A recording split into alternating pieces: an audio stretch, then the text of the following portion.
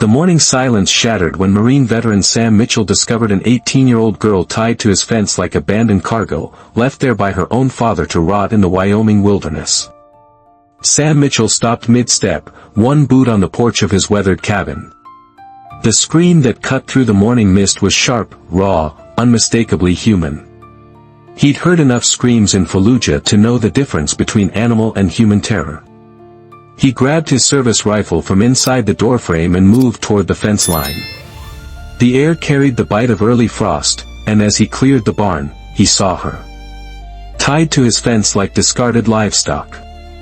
Rope bit deep into her wrists, her ankles twisted at unnatural angles. Dark hair clung to her pale cheeks, and her face, barely more than a child's, was white with cold and fear. Sam approached slowly, hands raised, rifle slung across his back. She stirred, her eyes snapping open, wild and full of fight. "Don't touch me," she screamed, voice hoarse from crying. "I won't." Sam's voice came low and steady, the same tone he'd used to calm wounded soldiers. "I swear on my honor." He saw it all then, bruises on her arms, old yellowing marks mixed with fresh purple ones, her dress torn at the shoulder, dirt ground into the fabric. Someone had done this deliberately. He pulled his combat knife from his belt, moving slowly. "I'm Sam Mitchell. I live here. I'm not going to hurt you." She watched him like a cornered animal as he cut the ropes from her wrists, then her ankles. The nylon had left deep red welts in her skin. As the last cord fell away, her knees buckled. Sam caught her just enough to ease her to the ground, careful not to grab or restrain her. He slipped off his worn Marine Corps sweatshirt, folded it beneath her head, and draped a blanket around her shoulders. "Can you tell me your name?" "Emma," she whispered, then louder, "My father. He left me here. Said I was finished. Used up." Sam's jaw clenched, old anger flaring. He'd seen too many innocents destroyed by those who should have protected them. He looked toward the dirt road, no tire tracks, no hoofprints. Whoever had done this had planned it. "You're not livestock," he said, his voice carrying the hard edge of absolute conviction. "Not while I'm breathing." He helped her to the small cabin, supporting her weight without forcing contact. The one-room space was sparse but clean, military neat. A single bed, a table, 2 chairs, and a stone fireplace. Photos of Marines in desert camouflage hung on one wall next to his framed Purple Heart. Sam set her gently in the rocking chair by the fire and began preparing soup. Emma said nothing, her eyes darting from window to door to the rifle mounted above the mantel, a trapped animal calculating escape routes. The smell of chicken broth and vegetables filled the small space. When the soup was ready, he placed a bowl on the small table and brought it to her. Emma took the spoon but sniffed the contents first, testing for threats. Seeing this, Sam turned his back and walked to the window, giving her space. Behind him, he heard the quiet clink of spoon against bowl, a careful swallow, then another. When he turned back, the bowl was nearly empty. Her voice was rough but steadier. "Why did you help me?" He didn't answer directly. From a shelf behind the stove, he retrieved a small wooden box. From inside, he pulled out a faded photograph, 5 Marines in combat gear, arms around each other's shoulders, grinning despite the desert dust. "These were my brothers," he said quietly. "I lost 3 of them in Iraq. The day before Tommy died, he made me promise something." Sam's finger traced one face in the photo. "He said if I ever saw someone who needed saving, I shouldn't hesitate. Said that's what made us different from the enemy." Emma stared at the photograph, then at Sam's face. "What happened to them?" "IED on a convoy run. I was supposed to be in that Humvee." He carefully placed the photo back in the box. "When I saw you on that fence, I heard Tommy's voice. Some promises you keep, no matter what." For the first time since he'd found her, Emma's rigid posture softened slightly. "I'm Emma Turner," she said. "I'm 18. And I don't know what I'm supposed to do now." "First thing," Sam said, settling into the other chair, "you're safe. Everything else, we'll figure out together." By the third morning, Emma had stopped flinching when Sam moved around the cabin. She helped with simple tasks, washing dishes, folding blankets, feeding the chickens behind the barn. But Sam noticed how she always positioned herself near an exit, how her eyes tracked every shadow beyond the windows. The town of Cedar Ridge had already drawn its verdict. Sam Mitchell, the damaged veteran who kept to himself, had taken in Earl Turner's girl. The whispers raced through the diner and the hardware store like wildfire. That morning, Emma stood by the door, her chin raised in defiance. "I want to go with you today," she said. "I'm tired of hiding." They drove into town in Sam's battered pickup truck. The silence around them felt heavy, oppressive. At the general store, as Emma climbed the steps, a sharp voice cut through the air like a blade. "Well, I'll be damned." Mrs. Ellery, a widow with a reputation for cruelty, stepped into their path. "Bringing your little project to town, are you, Sam?" "We're just here for supplies," Sam said, moving slightly to shield Emma. "I'll just bet you are." Mrs. Ellery's eyes glittered with malice. "That girl's got no business showing her face in decent company." She bent down, scooped up a handful of gravel from the parking lot, and hurled it at Emma's feet. "Trash," she spat. Sam didn't raise his voice. The same ice-cold calm that had kept him alive in combat settled over his features. He placed a protective hand on Emma's shoulder, turned her around, and led her back to the truck. They drove out of town in silence, but Sam's knuckles were white on the steering wheel. Back at the cabin, Emma stood before the small mirror above the wash basin. The bruises were fading to yellow-green, the cut on her lip nearly healed. But the eyes staring back belonged to a stranger, someone she didn't recognize, didn't know if she could learn to value. The mirror slipped from her trembling hand, and she sank to the floor, weeping for the girl she used to be. Sam found her there an hour later. He didn't try to comfort her with words or touches. Instead, he sat on the floor nearby, close enough that she knew she wasn't alone, far enough that she didn't feel trapped. "I used to have nightmares," he said quietly. "After I came back. Took me 2 years before I could sleep through the night without checking the locks 3 times. Emma looked up, tears still streaming. "How did you stop?" "I didn't stop being afraid," Sam admitted. "I just started being afraid of different things. Started being more afraid of never living again than I was of getting hurt." He pulled out the photograph of his Marine unit again. "These guys, they didn't die so I could hide from the world. They died believing in something better. What if I'm not worth saving?" Emma whispered. Sam's voice carried absolute conviction. "Every person is worth saving. That's not something you earn or lose. That's something you are." That evening, Sam worked at his small woodworking bench while Emma read one of his old paperback novels by the fire. The domesticity felt strange, unfamiliar, but not unwelcome. When she laughed at something in the book, a real laugh, surprised and genuine, Sam looked up from his carving. "What's funny?" "This character," Emma said, holding up the book. "He keeps trying to fix everything with duct tape and prayer." Sam chuckled. "Sounds familiar. That's basically how I've been running this place." Emma smiled, the first real smile he'd seen from her. "Maybe that's not such a bad way to fix things." "Maybe not," Sam agreed. Later, as Emma prepared for sleep on the small couch Sam had insisted she take while he used a bedroll on the floor, she spoke into the darkness. "Sam. Thank you. For not giving up on me." "Thank you," he replied, "for not giving up on yourself." Outside, the Wyoming wind whispered through the pine trees, carrying away the last echoes of the day's cruelties and leaving behind something that might, eventually, become peace. Late one afternoon, Sam saw them coming, 3 riders cresting the hill on horseback, moving with the deliberate pace of men carrying bad intentions.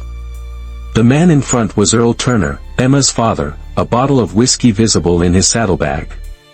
The two men behind him looked like hired muscle, the kind who solved problems with fists and boots.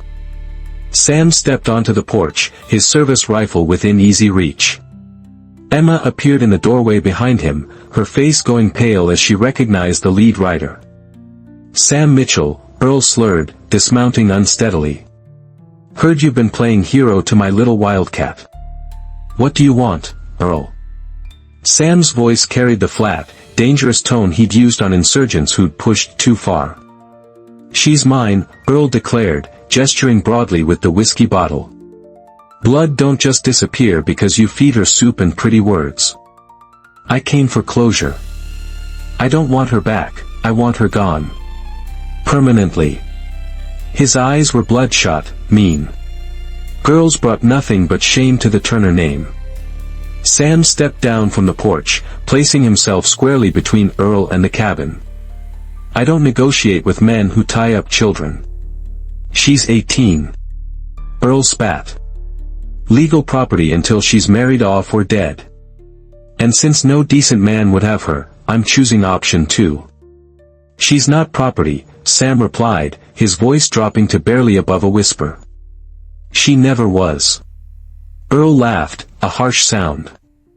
"You think you're her savior? You think this ends with you two riding off into the sunset?" He pointed at Emma with the bottle. "She's poison, Mitchell. Everything she touches turns to shit. Ask anyone in town." "The only poison I see," Sam said, moving closer, "is standing right in front of me." Earl's face darkened. "You got no idea what that girl is capable of. What she's done." He took a long pull from the whiskey. "She killed her own mother, you know that. Complications in birth. Been cursed from day one." Emma's sharp intake of breath was audible from the porch. Sam's hands clenched into fists. "Get off my property." "Or what?" Earl sneered. "You'll shoot an unarmed man. Wouldn't that be something for the town to chew on?" Sam didn't respond with words. Instead, he walked to the fence post and retrieved a length of rope, the same rope that had bound Emma's wrists 3 days earlier. He held it up so Earl could see it clearly. "You want to know what I do to men who hurt children?" The two hired men shifted nervously in their saddles. Earl's bravado began to crack. "You threatening me? I'm making you a promise." Sam's voice was soft, but it carried the weight of absolute conviction. "If you or your friends ever come near this land again, I'll use this rope to tie you to that same fence post. And I'll leave you there until the coyotes find you." Earl stared at the rope, then at Sam's face. Whatever he saw there made him step backward. His eyes flicked to the rifle leaning against the porch railing, to the purple heart metal visible through the open door, to Emma's silhouette in the window. "She ain't worth dying for, Mitchell," he shouted, but his voice cracked with fear. "Maybe not," Sam replied. "But you're definitely not worth living for." Earl stumbled back to his horse, needing 2 attempts to mount. As he wheeled the animal around, he called back, "This ain't over. That girl owes debts, to me, to other people. They'll come collecting." Sam watched them ride away until they disappeared over the ridge. Only then did he turn back to Emma, who was still standing frozen in the doorway. "He's wrong," Sam said simply. "About all of it." Emma's voice was barely a whisper. "My mother did die when I was born. That's not your fault. That's not anyone's fault." Sam climbed the porch steps. "Your father's been feeding you poison your whole life, making you believe his failures were your fault. What if he's right about the debts? What if other people come?" Sam looked at her directly. "Then we'll face them together. I didn't save you just to lose you to the first bully who shows up making threats." Emma nodded, but Sam could see the fear in her eyes. They both knew Earl Turner wasn't the type to give up easily. That night, a fierce storm rolled across the Wyoming plains. Rain hammered the cabin's tin roof while lightning split the sky in jagged white scars. Emma sat by the fire, jumping at every thunderclap. Sam noticed her distress and settled into the chair across from her. "Storms bother you?" he asked. "My father used to lock me in the root cellar during storms," Emma said, her voice barely audible above the rain. "Said it was for my own safety, but—" She trailed off, wrapping her arms around herself. Sam understood. Control. Making you feel helpless. "I was 12 the first time he tried to trade me," she continued, the words coming faster now, as if the storm outside had broken something loose inside her. "He lost a poker game to a man named Devlin. $300. Said I could work off the debt." Her voice cracked. "I ran that night. Hid in the woods for 3 days. When I came back, he beat me so bad I couldn't walk for a week." Sam's jaw clenched, old rage building in his chest. He'd seen too much evil in the world, but hearing it from Emma made it personal. "He said I'd embarrassed him," Emma continued. "Said even death would be too good for me. After that, he found other ways to rent me out. Always said it was temporary, just until he could get back on his feet." She pulled her knees to her chest. "I started believing him. Started thinking that's all I was worth." Sam was quiet for a long moment, listening to the rain. Then he stood up and, without a word, pulled off his flannel shirt. In the firelight, Emma could see his back, a road map of scars, some surgical, others clearly from shrapnel and burns. Emma's breath caught. "What happened to you?" "IED took out our convoy," Sam said quietly, pulling his shirt back on. "I was thrown clear, but I caught shrapnel in my back and legs. Spent 8 months in a military hospital learning to walk again." He sat back down, his eyes distant. "But the worst wounds weren't on my body. I came back angry, afraid, convinced I was broken beyond repair." "How did you heal?" Sam pulled out a small metal box from his pocket, his old dog tags along with a Purple Heart medal. "These belong to Tommy Reeves, the Marine I told you about. He died saving 4 of us from that IED. His mother gave them to me at his funeral." Sam's voice roughened. She said Tommy always believed that being broken didn't mean being worthless. That sometimes the strongest people were the ones who'd been shattered and chose to keep going anyway. Emma reached out tentatively, touching the edge of the metal. "Do you still feel broken?" "Every day," Sam admitted. "But I'm learning that broken doesn't mean useless. It just means you've survived something that should have killed you." The storm intensified outside, but inside the cabin, something had shifted. Emma's rigid posture had relaxed, and for the first time since he'd found her, she looked directly into Sam's eyes without flinching. "I'm scared," she whispered. "Not of you, but of everything else. Of never being normal. Of my father coming back. Of other people seeing me the way Mrs. Ellery did today." "Fear's not the enemy," Sam said. "Fear keeps you alive. It's shame that kills you." He leaned forward slightly. "You didn't do anything wrong, Emma. You survived. That makes you stronger than most people will ever be." "I don't feel strong." "Neither did I. For 2 years after I came back, I barely left this cabin. Thought I was protecting the world from my damage." Sam gestured around the small room. "But hiding isn't healing. It's just another kind of prison." Emma was quiet for several minutes, watching the fire. Finally, she spoke. "Will you teach me?" "Teach you what?" "How to be strong.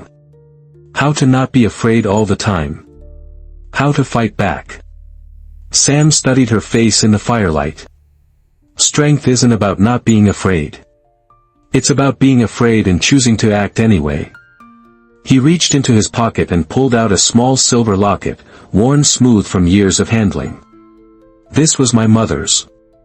She gave it to me the day I shipped out to Iraq. Said it would remind me that love was stronger than fear." Emma took the locket carefully, opening it to reveal a faded photo of a woman with Sam's gentle eyes. She's beautiful. She died while I was overseas. Cancer. I never got to say goodbye. Sam's voice was thick with old grief. For the longest time, I blamed myself. Thought if I'd been a better son, maybe God would have let her live longer.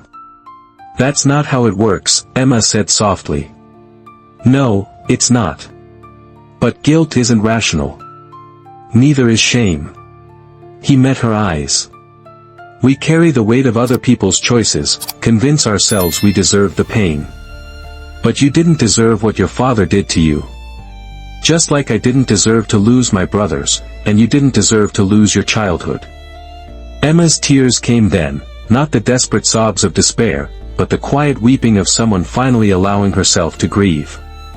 Sam didn't try to stop her or comfort her with empty words.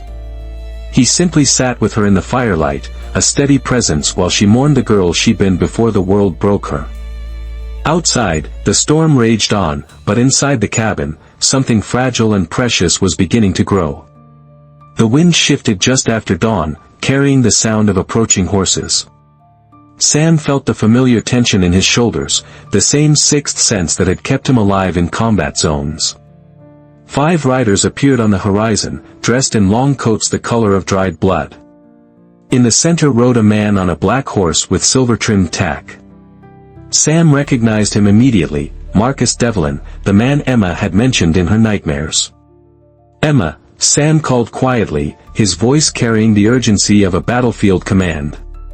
It's time. She was already moving, grabbing the emergency pack they'd prepared. They'd talked about this possibility, planned for it.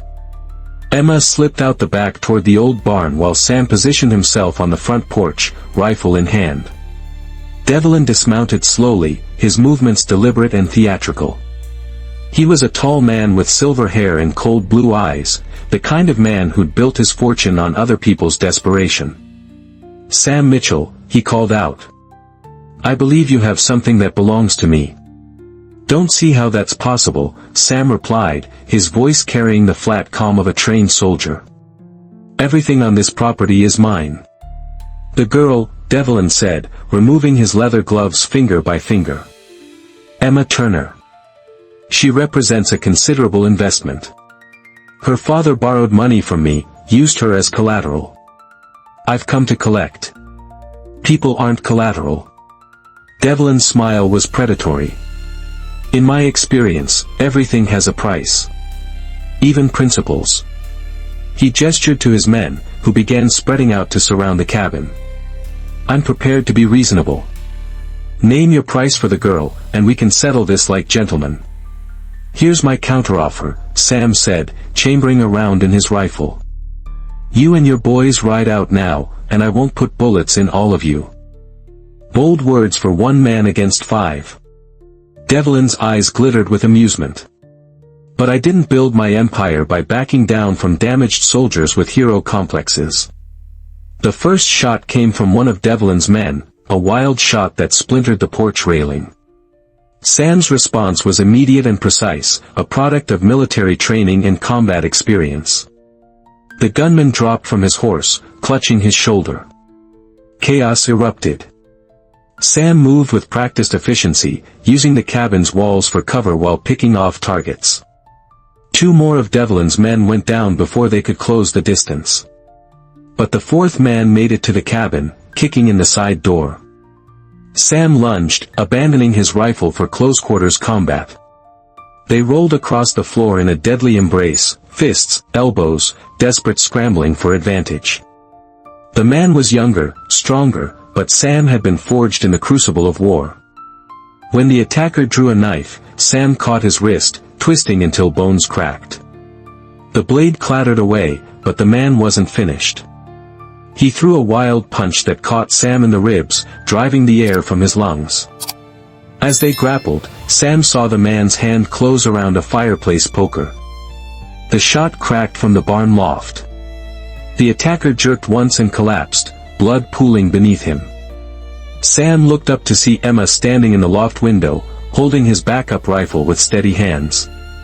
Nice shot, Sam called out, staggering to his feet. Emma nodded, her face pale but determined. He was going to kill you. Sam retrieved his rifle and walked outside to face Devlin, who stood alone among his fallen men. The older man's composure had cracked, revealing the cruel desperation beneath his polished exterior. "She's mine," Devlin said flatly. "Legal contract. Signed in blood." "Contracts signed under duress aren't worth the paper they're written on," Sam replied. "But if you want to discuss legality, let's talk about kidnapping, human trafficking, and attempted murder." "This isn't over," Devlin snarled, backing toward his horse. "I have resources, connections. I'll bury you both. You're welcome to try." Sam's voice carried the weight of absolute conviction. "But understand something, I've already been through hell. I'm not afraid of going back." Devlin mounted his horse, his face twisted with rage. "The girl will never be free. There will always be another contract, another debt, another man like me." Emma stepped out of the barn then, rifle still in her hands. "Maybe," she said, her voice steady and clear. "But I'm not the same girl who ran away 3 years ago. And I'm not alone anymore." Devlin's eyes flicked between them, calculating odds and finding them wanting. Without another word, he spurred his horse and rode away, leaving his wounded men behind. By mid-spring, the land had begun to heal, and so had they. Emma planted a vegetable garden behind the cabin, mended the chicken coop with her own hands, and repaired the front steps that had been damaged in the gunfight. The neighbors who had once crossed the street to avoid them now left small gifts on the porch: fresh eggs, homemade bread, a bolt of fabric for Emma to sew new clothes. The sheriff had come twice, once to take statements about the shooting, and once to tell them that Marcus Devlin had been arrested in Denver on federal trafficking charges. "Seems you two weren't his only victims," Sheriff Morrison had said, tipping his hat to Emma. "Your testimony helped put him away for a long time." Emma had testified via video conference, her voice steady as she described years of abuse and exploitation. When it was over, Sam had found her crying on the porch, not from pain, but from relief. "It's really over," she'd whispered. "He can't hurt anyone else." One evening in late April, Sam worked at his woodworking bench while Emma read by the fire. He'd been carving for weeks, a project he'd kept secret, working on it only when she was busy with other tasks. Finally, he set down his tools and carried the finished piece outside. Emma followed, curious. On the porch sat a beautifully crafted rocking chair, its back carved with intricate wildflowers. At the top, etched with careful precision, were her initials, E.T. "You made this for me?" Emma asked, running her fingers over the smooth wood. "Figured you needed somewhere to sit and watch the sunset," Sam said, not quite meeting her eyes. "Somewhere that was just yours." Emma settled into the chair, testing its gentle motion. It fit her perfectly, as if it had been designed for her body, her comfort. "It's beautiful, Sam. No one's ever made anything for me before." They sat in comfortable silence, watching the sun paint the sky in shades of gold and rose. Finally, Emma spoke. "If I wanted to change my last name," she said carefully, "what would you think about that?" Sam's carving knife stilled in his hands. "Depends on what you wanted to change it to." "Well," Emma said, her cheeks coloring slightly, "I was thinking Mitchell has a nice sound to it." Sam looked up then, his eyes soft with wonder. "Emma Mitchell," he said, testing the words. "I like it. Has a good ring. Is that a yes?" Instead of answering with words, Sam reached into his pocket and pulled out a simple gold band, his mother's wedding ring, worn smooth by decades of love. "I was going to ask you properly," he said. "With flowers and pretty words. But if you're asking..." Emma's laughter bubbled up, bright and free. "I'm asking. Then I'm saying yes." 3 weeks later, behind the cabin where Emma had first felt safe, they gathered a small group of friends and neighbors. Sheriff Morrison officiated, standing beneath the oak tree where Sam waited, his dress uniform pressed and proud. Emma walked down the dirt path alone, no one to give her away, because she belonged to herself now. Her dress was simple white cotton she'd sewn herself, wildflowers from her garden woven into her hair.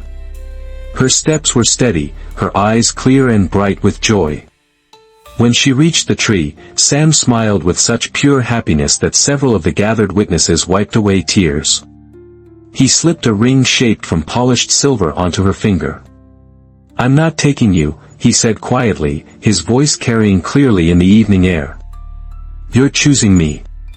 And I'm honored to stand beside you." That night, they sat on the porch, Emma in her new chair, Sam on the steps beside her. Before them stretched the Wyoming plains, vast and wild and full of possibility. In the distance, a pack of coyotes sang to the rising moon. "Evening, Mrs. Mitchell," Sam said, reaching for her hand. Emma turned, her fingers tightening around his. "Evening, Mr. Mitchell." Inside the cabin, tucked away in Sam's old military footlocker, was a burned piece of paper, the contract that had once claimed ownership of a human being, now reduced to ash and memory. In its place was something new, a marriage certificate bearing 2 names freely chosen, 2 lives willingly joined. The wind whispered through the pine trees, carrying away the last echoes of old pain and leaving behind the promise of tomorrow. And in the growing darkness, 2 survivors held each other close, no longer alone in the world, no longer afraid of what dawn might bring. Some stories end with rescue. The best ones begin there. What did you think of this incredible story of survival and love? Have you ever witnessed someone show unexpected courage in the face of injustice? Share your thoughts in the comments below, but remember, real people's struggles deserve our respect and compassion. If this story moved you, please share it with others who might need to hear that healing is possible, and don't forget to subscribe for more powerful true stories that remind us of the strength of the human spirit.